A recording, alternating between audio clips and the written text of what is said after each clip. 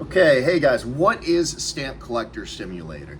That's the question today. Stamp Collector Simulator is my new project. It is a browser-based, server authoritative, roguelike card building MMO game based on playing as a sort of rogue AI agent that has been tasked with collecting stamps, and you take it into your own hands to do whatever is necessary to collect stamps, whether that means hacking governments or building factories or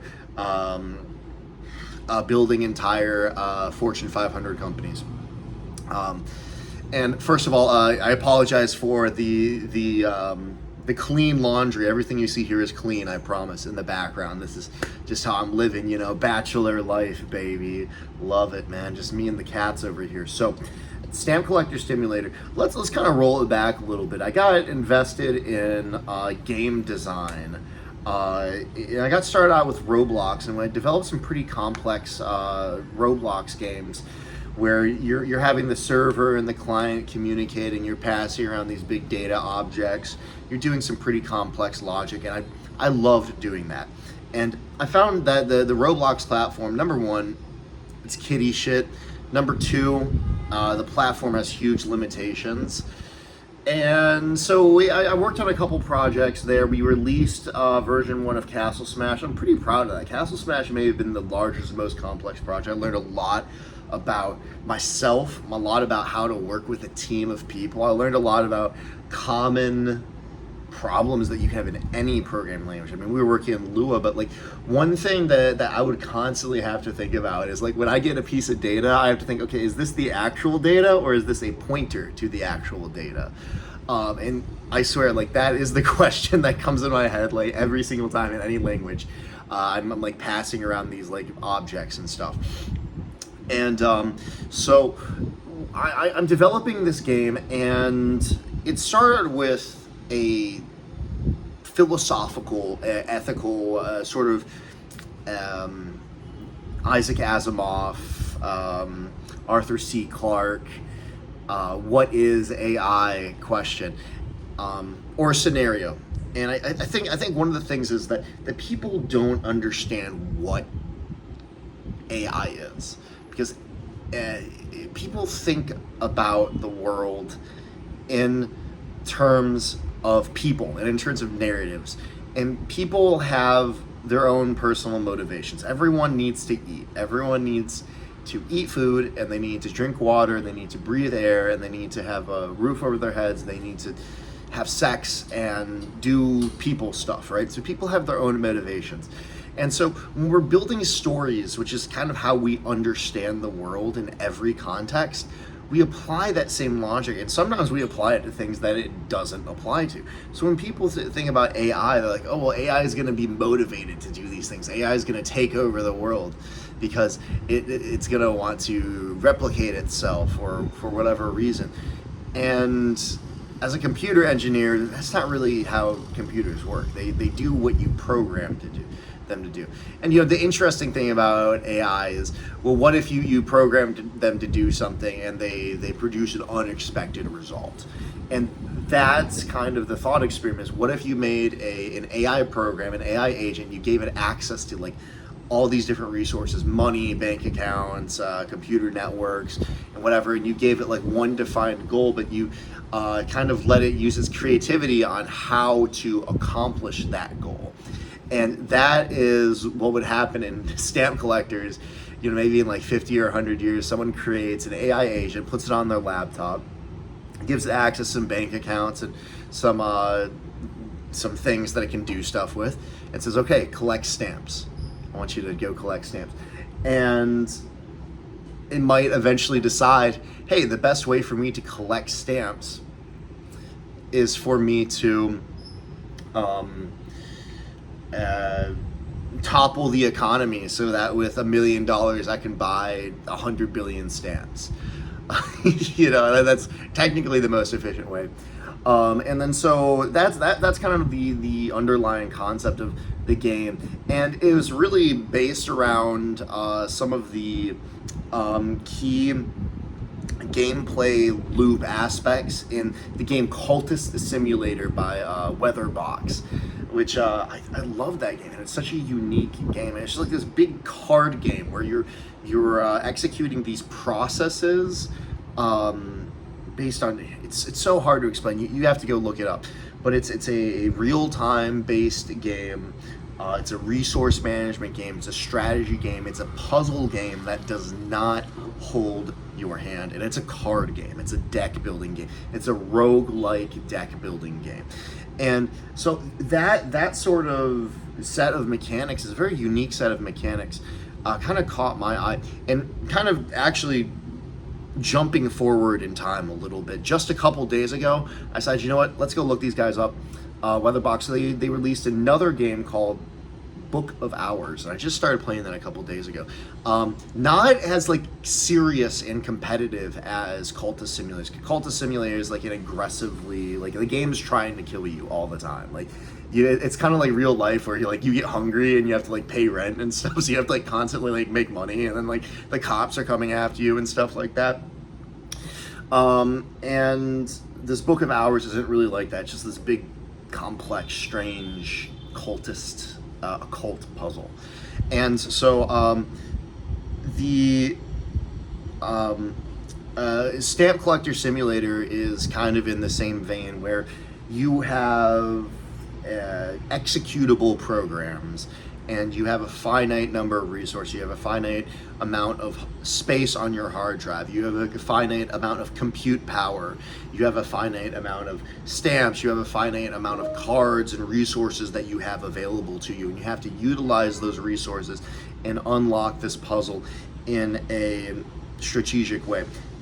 And so you can play this against the game itself in a single player fashion, but we also kind of imagine this as kind of like a Magic the Gathering card battling sort of thing. And this was between me and one of my very close friends, John. And we started this project together.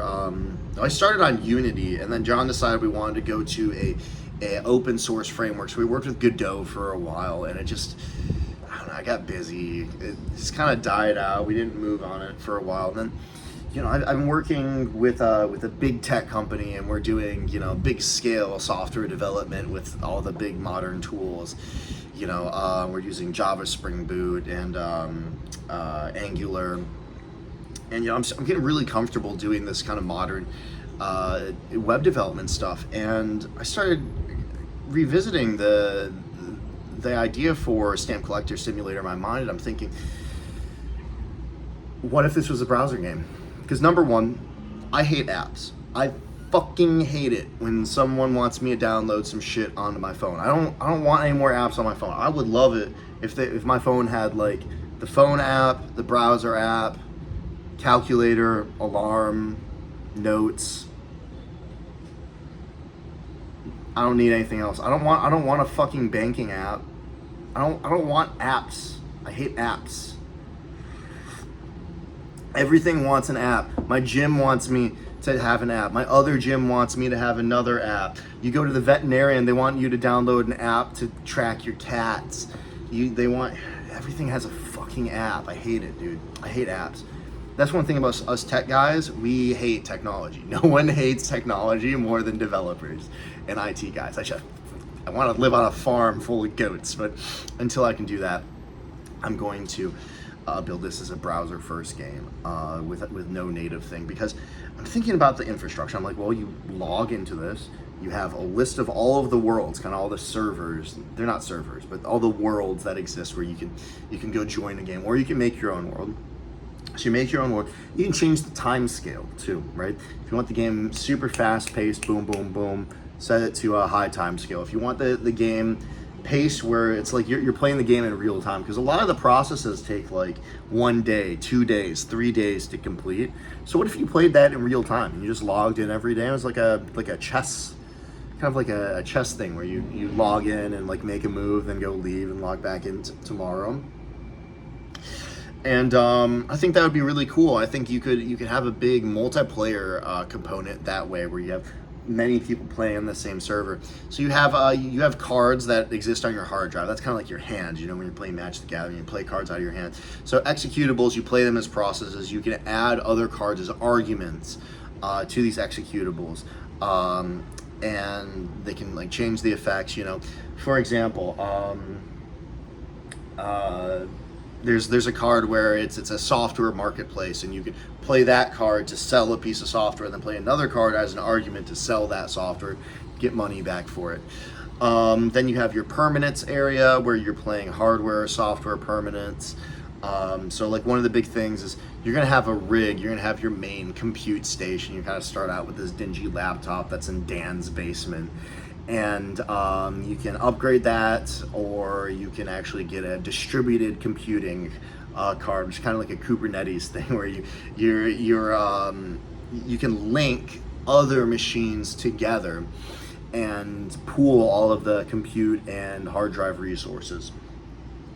Then you have a network area where you can send out, it's mostly just offensive hacking tools, or be hacked by either other players or environmental adversaries that are built into the game. The idea is when you reach like a certain amount of money or a certain amount of stamps, you kind of get heat from that, and you might be targeted by some random script kiddie or the cyber police, and they're gonna try and come and hack you.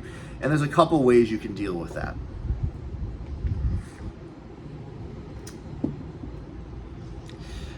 So tech stack, we're doing JavaScript Next.js for the front end.